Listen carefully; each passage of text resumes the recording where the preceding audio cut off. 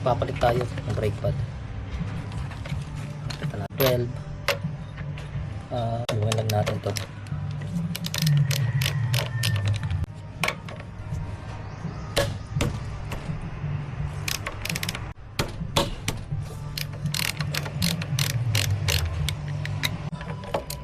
Sa iba din nila tinatanggal to, pero tatanggalin natin yan.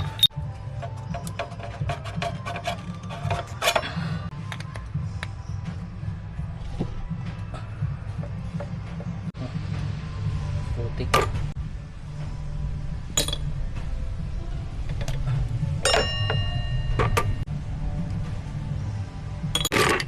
Tubig at sabon lang, pwede na yan. Palag-palag na yan.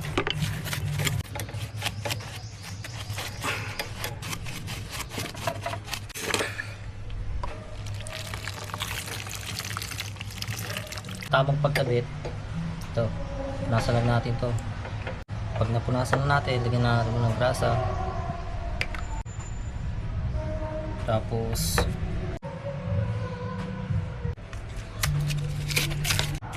kakabit na tayo ng ating hulog. Huwag nyo kakalimutan to.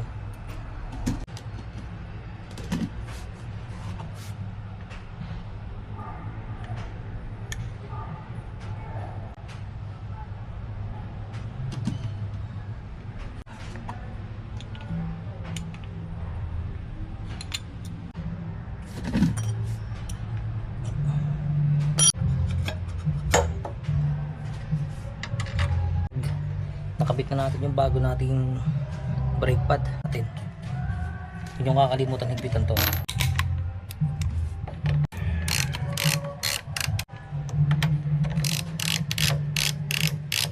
Kasi unang-una din naman pwedeng higpit yan.